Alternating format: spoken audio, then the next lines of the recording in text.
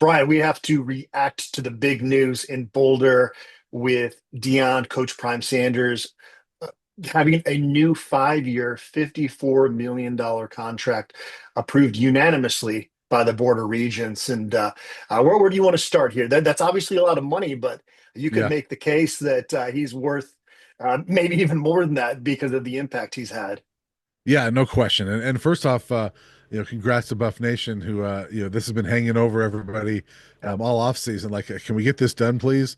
And so now, I think it's a sigh of relief for Buff fans today, from what I'm guessing on social media, that they're excited and elated, and also maybe relieved that this is done. It was something that was necessary. I think, as you talked about, like the impact he's made, and I did see you know, a USC writer, tweet, boy, that's a lot of money for a guy who's 13 and 12. Well, if you're going to base your opinion on the win-loss record, you really don't understand what's going on here in Boulder Yeah. and why that's worth it. So, I mean, just the economic impact, the TV impact, the ticket sales, merchandise sales, and as CU pointed out in their release, I threw it in my story, was the dramatic increase in applications.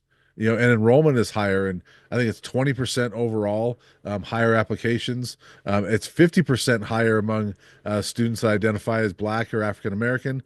So the impact that he's made isn't just football. It's the entire city of Boulder. It's the CU community, and it's no wonder why this was unanimously approved by the regents. It helps that Jack Kroll's not a regent anymore, but I think it made a lot of sense for everybody. Yeah, I think that's one thing that needs to be mentioned in all of this is that you've got a president, chancellor, an athletic director, and a board of regents that all seem to be rowing in the same direction. Yeah. You mentioned Jack Kroll. They had some issues with Linda Shoemaker as well, who was seemingly kind of using that platform to make some kind of political statement where you don't have that right now. There wasn't this angst of whether this contract was going to get approved because these folks understand the impact that he has. And so that part of it, I think for longtime Colorado fans has been great to see as well, and shouldn't be overlooked because really before Todd Solomon took over, Brian, we would do some of these analysis videos talking about the future of the program and some of the hurdles that seemed impossible to get over. But it didn't take him a whole lot of time as a president to get everybody again kind of rowing in the same direction. Yeah, you're absolutely right about that, and yeah, I think you were. I know you were tweeting it live, so I think you were listening to the regents. It was quick, right? And Mhm. in the past, it's not always quick, and it was just kind of all right, who wants to, put a motion for this? And it was like a rush to raise their hands, who wanted to put a motion for it, and it was a very quick vote. And so yeah, not only Todd Solomon, but the new chancellor Justin Schwartz, who I'm not sure if a lot of fans have got to know him quite yet. Phil DeStefano was there for so long, but Justin Schwartz, in the time I've talked to him, very much on board with athletics and all the things going on there, and understands the importance of it, as Phil DeStefano did as well. So when you have everybody, as you mentioned, rowing in the same direction, that's how you go faster, right? And that's what's needed to move this athletic department and this football program forward, is everybody aligned, and they certainly are. I think that's one thing that athletic director Rick George, I think, is really pleased about, is that that's, I think, probably better than it's been in the entire time he's been here, is that alignment from the entire administration. Building off an earlier point you had, Brian, when you mentioned, I think it was a USC writer that was mentioning his record at Colorado. Is Yeah, that correct? yeah, It's a minor miracle. I'll tell you, when Carl Durrell got let go, I would not have guessed that the next head coach in Boulder over the first two seasons would have a winning record. That would have seemed right, almost an impossible feat. So that's right. actually incredible. Right. Yeah. When you put it all into perspective, 13 and 12, 2 years after going 1 and 11. And I was just writing this. I'm trying to think of the numbers, but 10 of the 11 losses by 23 plus points.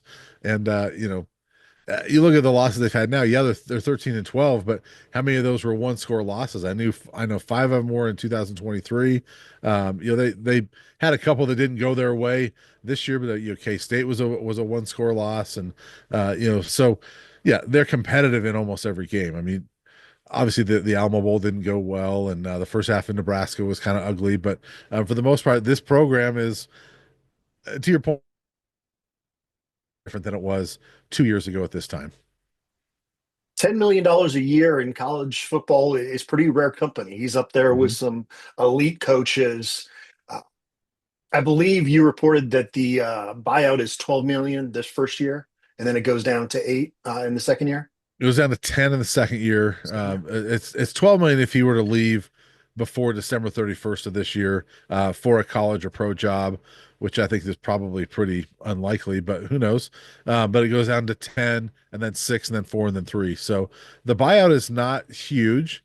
And I would guess that Coach Prime would not have wanted a massive buyout. That might have been a sticking point. I have no idea, but I think it's a buyout number that's probably coach friendly, but it's also a big enough number that if he left, that'd be a nice boost for CU athletics. I mean, if he does leave, that's disappointing, but that $12 million check would help out CU quite a bit.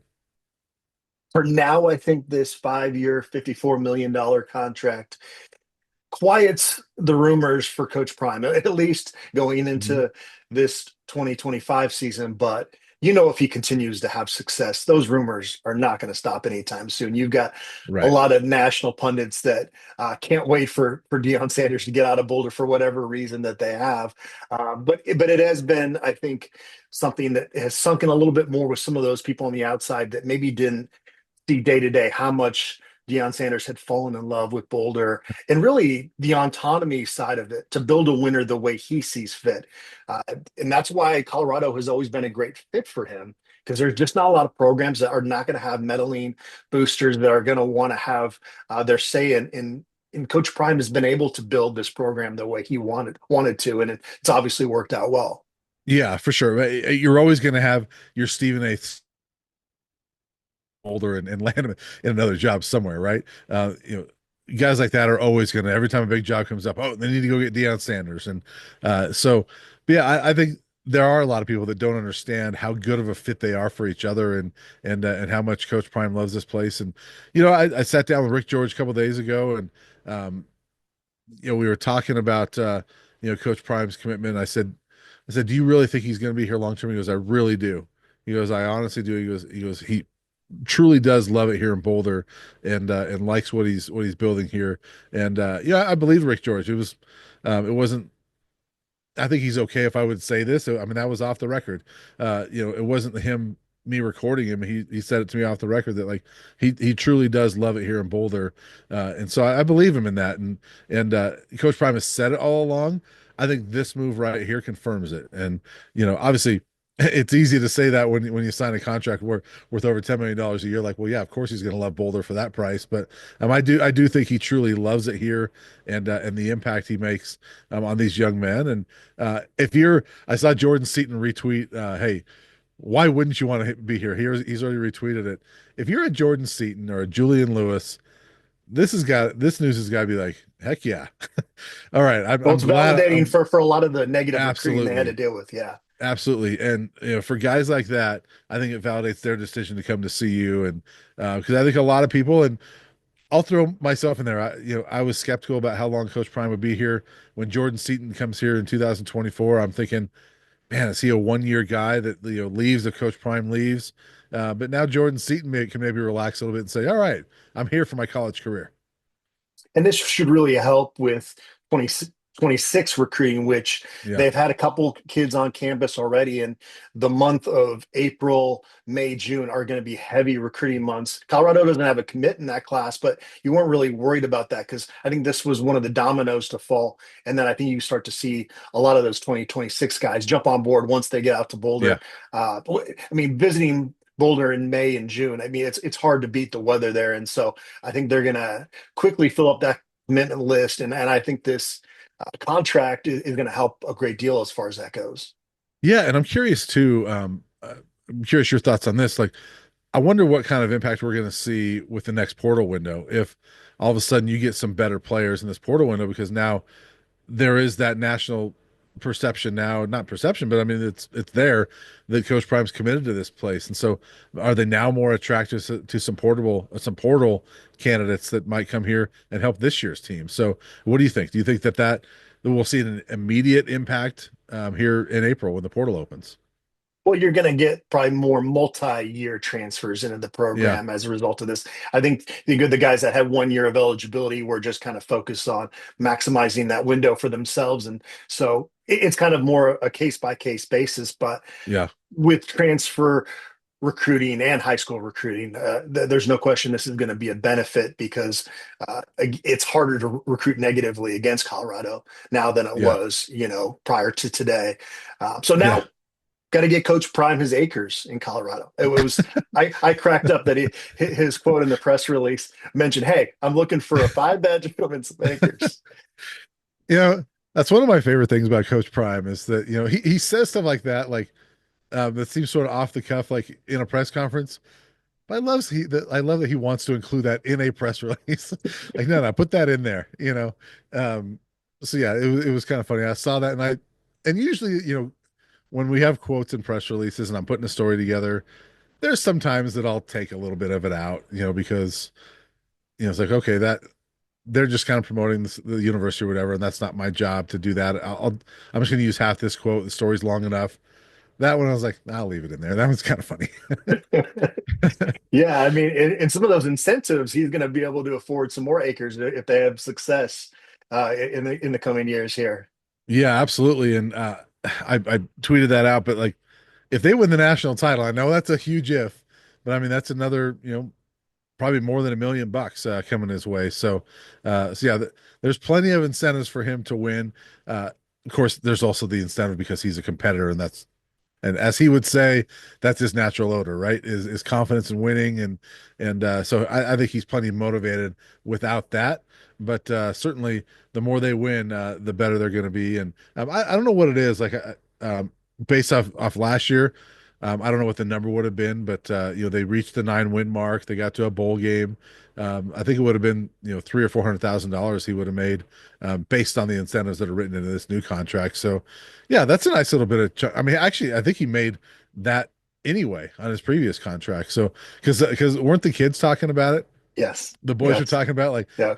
how they're going to divvy up, his bonuses. I think it was like 400 grand, something like that, and they were trying to figure out who was going to get that money. So yeah, I would. He's on a trajectory to make some nice bonuses as well, and continue that this year. You mentioned that you talked to Rick George. The story that was big yesterday was the fact that you reported that they're going to go from grass turf at Folsom Field to an artificial surface.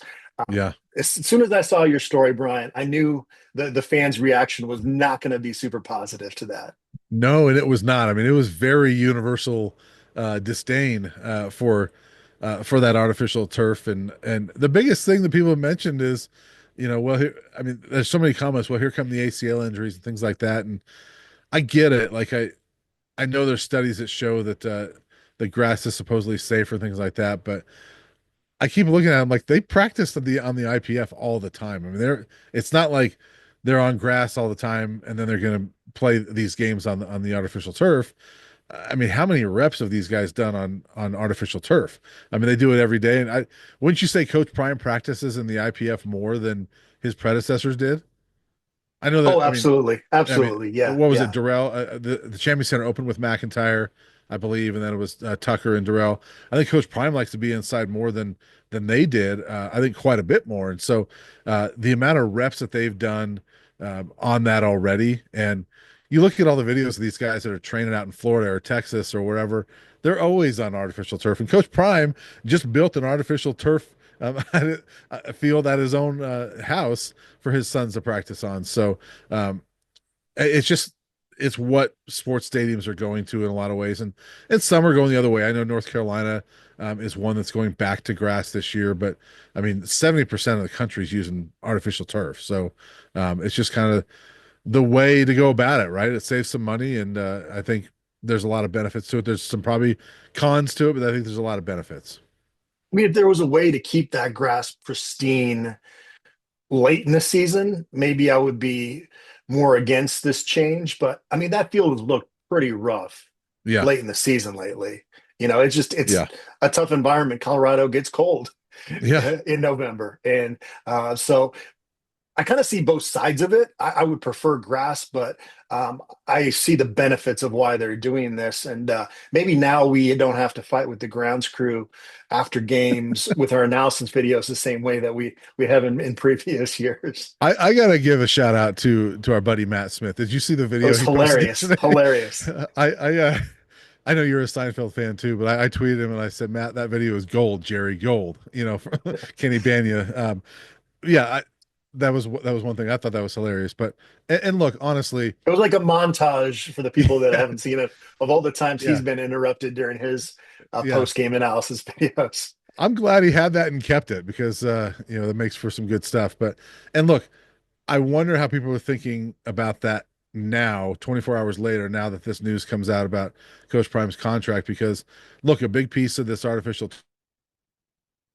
more concerts at Folsom Field, and they've got to find ways to generate revenue to pay for things like $10.8 million a year for Coach Prime. So, um, when you can have a concert in here in August or maybe even September that you couldn't have before, and that could bring in a couple $1 million, now you see the benefit to it, right? And so that's one of the big things. And it was Rick George mentioned to me, they have their eyes on the college football playoff as always, but he said this is going to be a better playing surface if we are able to host in the CFP at some point in December. So there's you can see all the benefits to it. Yes, there's that injury piece to it, but again, I don't remember severe injuries happening. I mean, they played on turf 5 times last year.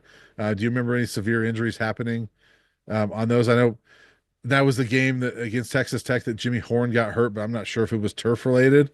I think I don't know. Somebody say he slipped on a tortilla. I don't think that's the No, case, I but don't think so. um, No. I don't know if it was turf related.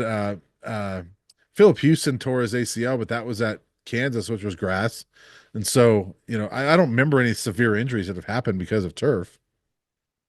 Yeah, and what do they say? It's something like between 12 and 18%. They estimate the injuries are increased when you have an artificial surface. So if you're Yeah, one of those 12 to 18% and it happens to you, then it's a big deal. But right. again, it is now becoming the trend in college football. And the artificial surfaces have continued to get better and better. Yeah, And I'm curious to see how it's going to look. And I think if it's aesthetically pleasing, and you get through that first year and there's not a ton of injuries, that maybe then folks kind of warm up to the idea a little bit more. I'm curious too. Does yeah. Ralphie Six like this artificial surface better? Because we need some better performances out of her in 2025.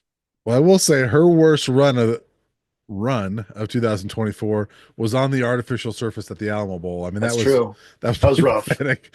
That, That's that was rough. pathetic. But was that artificial turf or was that San Antonio and just a whole They'd go in an new opposite. environment? No, they didn't go in an opposite direction there, did they? They did the first time with Ralphie Five at the Yeah, Alamo Bowl, but yeah, I don't.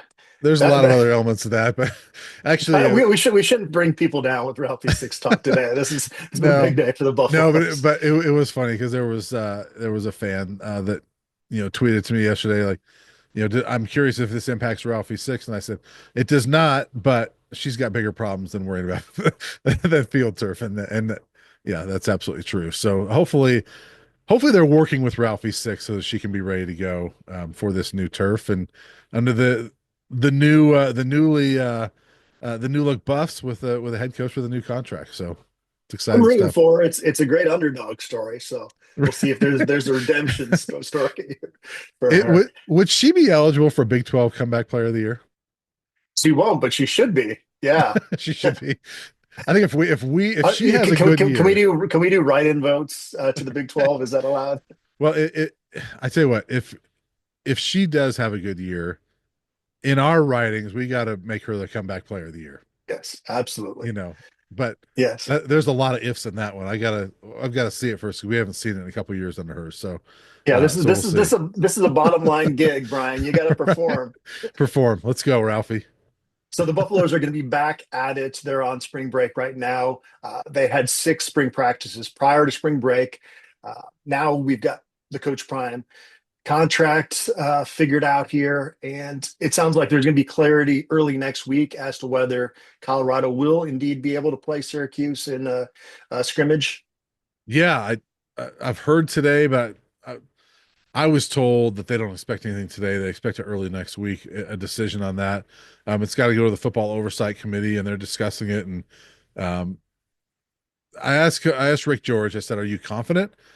And he goes, "I wouldn't go far as say I'm confident, but I'm hopeful that it's going to happen. And there's a lot of reasons why it could and should happen." And I agree with him. Um, I think to me the only hesitation in doing it is that that's a very quick turnaround to try to get this done. But there's precedent, as I wrote about in my story. I mean, you remember 2020 how quickly they got that San Diego State game put together. Yeah. And I know there was Like no 2 days, fans. wasn't it? It was Yeah, crazy. I mean, I remember it was Thanksgiving night when they announced USC is not going to play, but like what? What do you say? And so they got that done. Now there was no fans in the stands, and that's very different because you don't have to worry about game day operations as much in that situation. But that all came together in. I know it was more than 2 days because San Diego State was kind of planning on potentially doing that, but that all came together within a week. They currently have what is the spring game? It's in 3 weeks, right? Three Yeah. weeks from tomorrow. So that's plenty of time. Syracuse has got 3 weeks to get its equipment truck out here. Yeah. Yeah. Well, what makes me pessimistic is I think back to Coach Prime's first year in Boulder, and they submitted a waiver to try to play week 0 against Arizona State. I think at a neutral location like Las Vegas made all the sense in the world. Why would you not do that? What a Yeah, great showcase for two new coaches and Coach Prime's debut in Boulder, and they denied that. So yeah. I guess I just don't have a whole lot of faith in the NCAA to do the right thing when it comes to these decisions. No, I totally agree with you, and that's my biggest hesitation is that that's a to me that's a pretty big decision to make in a 3 week period, to where you're going to give those two teams the waiver for that, and I could definitely see a situation where they come back and say no to this year. You're going to look at this for the future, and eventually put it on the table for 2026 to where teams can do that. Um, That's my guess. I hope I'm wrong because I think it'd be cool to see that spring game between CU and Syracuse. But my guess would be like you. I'm skeptical that they'll actually say yes to it for 2025. At least the discussion has started, right? And Yeah, if it is a year from now, at least it would start this trend towards better spring games as opposed to this year's trend of schools just yeah, altogether just canceling them or extremely modifying them to make it basically a practice. And so that would be a good trajectory. And Coach Prime is the one that kind of started this discussion. yeah. And look, the one thing I'll say that gives me hope that it would happen and makes me feel better about it happening is that TV drives everything in this sport, right? And if you're ESPN or Fox or whatever, and you're looking at this saying, "Well, yeah, we'd love to have some spring football games on." There's not a whole lot going on in mid-April, so let's do that. So football wise, there's not a lot going on. So let's do that. I imagine if you're ESPN, you've already got this game slated for ESPN2. Maybe they're pushing a little bit and saying, "Yes, let's get this done. We'll put this on the flagship ESPN that day to have that competition because people will watch it for sure." All right, Coach Prime, 5 years, $54 million. And Brian, I will see you in Boulder as they get back into spring ball this coming week. Awesome. We'll see you then. All right. And thanks everybody out there for tuning in.